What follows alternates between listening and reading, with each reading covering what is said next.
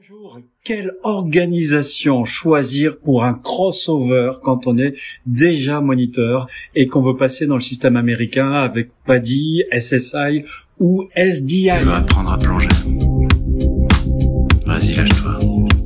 Avec Aquadomia. Bonjour, c'est Vincent de l'école de plongée Aquadomia, un spécialiste de la formation plongée accélérée sur mesure du débutant au professionnel, que ce soit moniteur de plongée loisir, moniteur de plongée tech ou plongeur professionnel. Alors aujourd'hui, je réponds à la question de Bérangère qui vient de passer son diplôme d'État et qui me demande quel organisme choisir pour sa passerelle pour passer dans le domaine RSTC, Recreational Subaquatic Technical Council, autrement dit pour adopter les formations, les standards des formations américaines. Alors, avant de commencer, je ne reconnais plus personne en celui qui me trouve la suite. Postez-le en commentaire et vous serez un des premiers avertis sur mon nouveau guide des trucs et astuces. Alors pourquoi je chante ça? Vous le saurez un petit peu plus tard. Alors, dans cette vidéo, je vais aborder l'intérêt de faire un crossover vers une organisation d'origine américaine.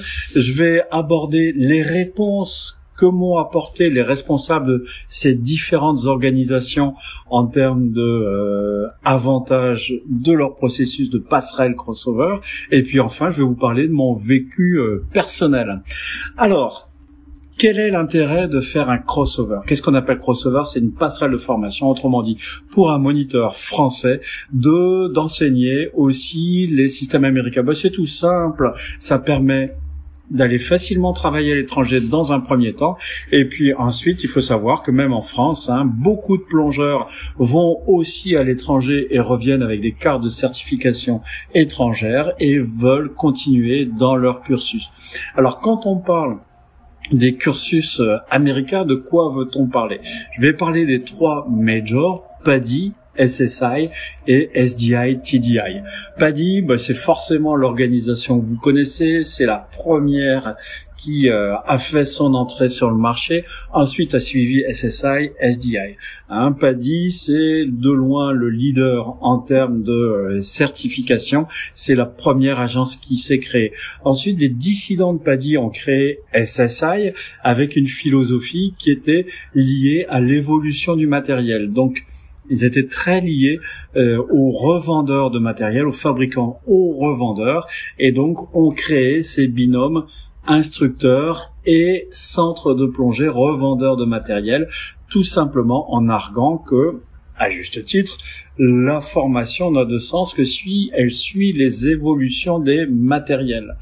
L'agence la plus jeune du trio que j'ai cité, entre PADI, SSI et SDI, TDI, c'est celle de SDI, Scuba Diving International, qui est née à l'initiative de Technical Diving International, qui, elle, a été la première agence de plongée tech au monde. Plongée tech, ça a commencé par le nitrox, mais après, tout ce qui consiste à plonger différemment de la plongée loisir classique. Et a créé SDI tout simplement parce que les moniteurs TDI, Technical Diving International, souhaitaient proposer à leurs clients aussi des formations loisirs pour leur permettre d'aller au tech par la suite. Ok, vous me suivez jusque-là? Ok, ça marche. Donc PADI, la première organisation à être apparue sur le marché, ensuite SSI, ensuite SDI, et toutes ces organisations sont interreconnues par le RSTC, Recreational Subaquatic Technical Council. Alors maintenant, quel est l'intérêt de choisir l'une ou l'autre des organisations? Alors, je voudrais vraiment adresser un grand merci à Martial, à Didier et Christophe et à Stéphane qui m'ont donné les éléments.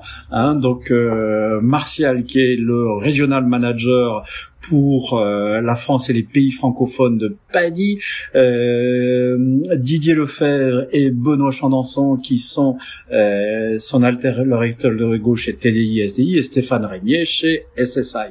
Donc commençons par ce que j'ai retenu de ma conversation avec Martial.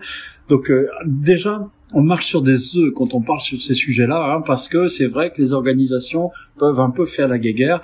Mais en tout cas, ils m'ont tous très aimablement répondu et ça, j'ai vraiment très apprécié. Donc c'est pour ça que je vous adresse un grand merci. Donc L'argumentation de PADI, c'est de dire on est leader dans le monde, non seulement en termes de centres, mais surtout en termes de nombre de certifications. C'est-à-dire que le plus grand nombre de certifications délivrées est ceux de PADI, et ça c'est à peu près worldwide. Et donc vous avez intérêt à choisir un crossover PADI, puisque vous choisissez une organisation solide, historique, tout simplement. L'argumentation de SSI, c'est de dire que on est une organisation d'origine américaine, mais notre siège est en Europe. C'est aussi de dire que quel que soit ton statut au sein de l'organisation, ton adhésion est la même, que ce soit pour être moniteur de plongée loisir, moniteur de plongée tech, moniteur freediving, quelles que soient tes compétences, l'adhésion reste la même et il n'y a pas de surenchère en fonction des différents titres. Ensuite, SSI met en avant aussi son système e-learning qui est très très évolué, qui permet vraiment un apprentissage en ligne de qualité, qui est vraiment celui qui est le plus évolué certainement de ces trois agences d'après SSI, et ce qu'on constate aussi sur le terrain. Pour SDI, TDI, l'argumentation est un petit peu différente, c'est de dire que la philosophie est de former plutôt des moniteurs que des instructeurs, et là où les autres organisations américaines sont dans des formats ultra standardisés, SDI promeut davantage la liberté pédagogique qui est chère à la formation française. Donc l'avantage de faire un crossover chez SDI, TDI, c'est effectivement de bénéficier de la même souplesse de formation. On ne va pas vous imposer des séquences séance 1, séance 2, séance 3, séance 4. Voilà les arguments qui sont mis en avant par les différentes organisations. Alors maintenant, en ce qui concerne mon vécu, et c'est là que vous allez voir que je suis pas du tout objectif, mais en fait quand même objectif, puisque je suis adhérent à ces trois organisations. Je vous raconterai mon parcours après. C'est clair que si je chantais tout à l'heure, je ne reconnais plus personne, vous avez tous trouvé le mot que vous avez mis en commentaire. Eh bien, pour PADI, c'est évident que tout le monde connaît PADI, donc ça peut être un premier argument pour PADI, c'est une valeur sûre, et ainsi de suite. C'est vrai que si nous, au sein d'Aquadomia, on a choisi SSI comme modèle de formation, c'est déjà parce que mon associé est trainer SSI, il peut former des moniteurs et faire des crossovers. C'est tout simplement parce que leur système e-learning est celui le plus avancé et qui permet vraiment de couvrir tous les domaines. Donc ça, c'est vraiment un avantage sur SSI. Ensuite, en ce qui concerne SDI, TDI, bien sûr, là aussi, je ne suis pas objectif non plus, puisque je suis instructeur-trainer chez SDI, TDI. Gros avantage, c'est effectivement celui qui a avancé l'organisation, la possibilité d'avoir une liberté pédagogique et aussi de travailler en toute indépendance, c'est-à-dire sans être lié à un centre de plongée, mais également le fait que, en faisant un crossover SDI, on peut aussi faire un crossover TDI et faire un premier pas dans la plongée tech de Technical Diving International. Et ça, c'est vrai que ça peut être intéressant, même si les autres organisations, tout le monde se diversifie, propose de l'apnée, de la plongée tech, de la plongée loisir, mais c'est vrai que TDI est l'organisme le plus reconnu en termes de plongée tech. Donc voilà quel est l'avantage de ce système. Donc, pour vous éclairer sur les trois systèmes, voilà ce que je pouvais vous dire. Alors ensuite, bien sûr, si on regarde les coûts, c'est comme la marque que vous avez mis en commentaire. Plus on est connu, plus on est renommé, plus on est solide, et plus on a des prix élevés, tout simplement, et plus on est rigoureux sur son système de formation. Donc effectivement, les crossovers PADI sont de loin les plus longs, les plus coûteux, et après c'est à vous de voir si le jeu en vaut la chandelle. Là où les crossovers SSI et SDI, TDI sont plus courts en fait. Donc maintenant, je vais vous parler de mon histoire personnelle.